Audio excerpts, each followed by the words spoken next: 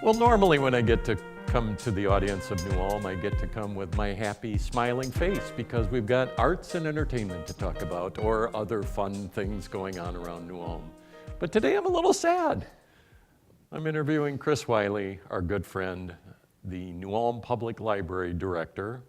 And now we're on your last day. I can't call you the former, but right. I'm going to. Kris, first of all, you've been a real blessing and a real treasure to New Ulm, and I just want to have a little conversation with you so New Ulm gets to kind of say goodbye to you. Great. Thank you so much for having me on one last time. Don't cry, because I'll cry. My wife always says, I love watching you two in your interviews because you've got such good chemistry and good rapport. So I'm glad she thinks that. It's been so much fun. We've been doing this for a number of years now. 6 years. So. Oh my gosh, really? So where are you going?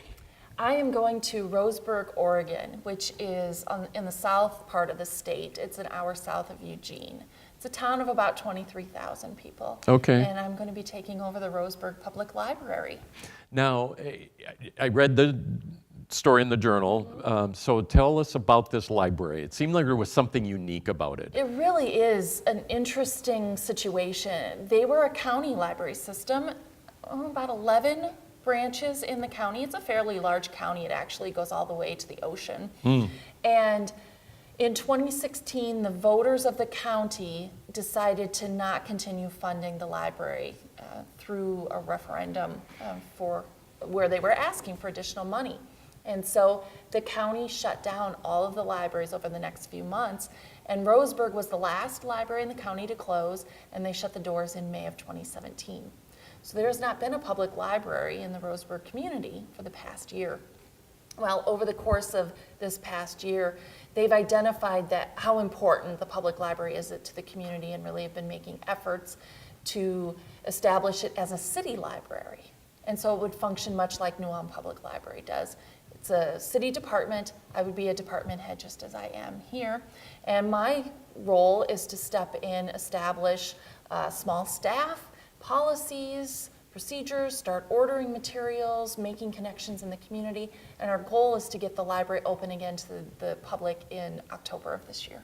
Wow, you're going to have a lot to do between now and October. I do, but 9 years here at New Ulm, I've seen a lot, experienced a lot, and really have, I feel, a solid foundation to do something really original. I think, and I've told the audiences, that New Ulm is the greatest city in Minnesota, and I say that with a depth and a genuineness, and you have been in kind of a unique seat. You've had a chance to get to meet, to see the fabric of New Ulm, but to get to meet a lot of neat people like Arnold Kelpine, George Klotzbach, Darla Gebhardt, Elroy Ubel, others, and the list goes on and on. On and on. When I came in August of 2009, I knew I was going to be doing adult programming. Well, that just lends itself to immediately meeting people and making those connections and developing partnerships, which is what I loved. I didn't know when I went to library school that I was going to have a passion for programming, but it turns out I did. Fantastic part of the job, and I did that for 5 years. And you're right, our goal here at the library is to provide information, but also a gathering place, a meeting space for people that from all walks of life can come in and feel welcome. So you've told us where you're going. Take us back a little bit. I mean, you grew up, we've kidded each other about the Gophers and the Hawkeyes, and you're the only Hawkeye fan I like. And so you were born and raised in Iowa. Yep, Northeast Iowa in a town called Littleport, which was population 85 about when I was growing up. I went to school 8 miles away, Central Elkader, so I did K through 12 at that school and really felt like I wanted to go explore the rest of the country. Did a year of school in Chicago, and then I went to the University of Iowa and did my English and journalism degree there. I was in the newspaper business for 6+ years, Omaha, Hartford, Connecticut, and then in St. Paul at the Pioneer Press. You worked at the Current. I did. I worked at the Current. Hartford. Yeah, fantastic place. We really had a great staff there where we were able to really massage, as we called it, stories. A lot of feature stories were done there, and it was UConn basketball. Oh, yeah. Oh, man, fantastic. Well, when I was in Omaha, it was Husker football. It was the mid-'90s, so it was fantastic there as well. And then I was at the Pioneer Press when they broke the story about the Clem Haskins Gopher basketball scandal that George Dorman won a Pulitzer Prize for, and I got to copy edit those articles.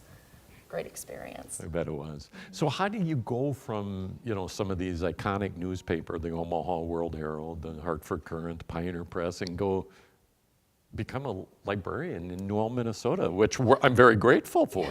Well, I actually didn't become a librarian, then I went into nursing. This is what happens when you don't really know what you want to do with your life. You try different things, and for me, it was all about living in different parts of the country and experiencing new things. So I went back to the University of Iowa and got my nursing degree. Nursing wasn't a great fit, but I got to move to Seattle. And I got to work at the University of Washington hospitals. And then I worked at some small places in Iowa before then going back to the University of Iowa one more time, getting my library degree. Went to Georgia, and now I've been here for 9 years. Have you found your career? Yes. I'm sensing that you have, and I didn't mean that. Yeah. In a little funny, but I meant it seems like you really have found it. I have, because there's so much variety in being a librarian. You never know exactly what your day is going to entail, and I love that the challenge of helping people with all different kinds of questions. And like I said before, making those connections. We're a part of the fabric of the community. And that lends itself to meeting all of the community, and it's wonderful. I know you probably didn't accomplish everything you had set out that you thought you might try to strive for here at the library, but what are a couple of the projects that you're really glad or proud of? Well, it took us a number of years, but that Wanda Gog sculpture is beautiful, and it's a feature of Broadway. I think it's amazing, and it took that Wanda Gog Monument Committee to pull together to raise the money. The library was very ancillary to it, but we're so happy that they thought of the library as the place to put it. So it's a crown jewel of the community. That's way up at the top.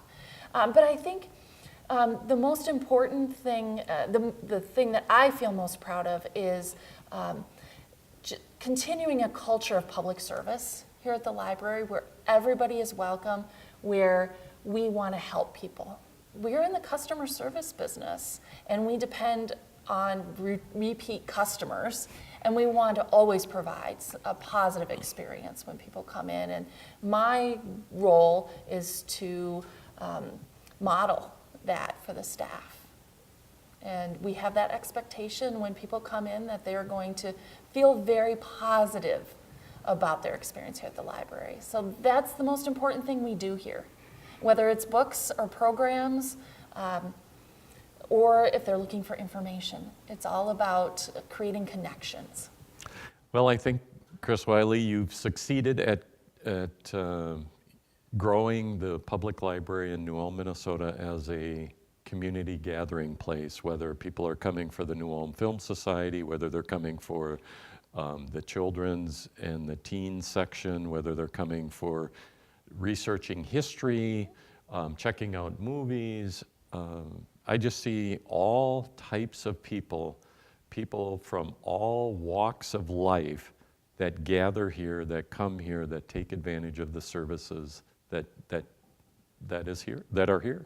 That's the goal, and there's such a great team here. I can only hope to have the support of the staff and the community in Roseburg that we do here. We're so fortunate.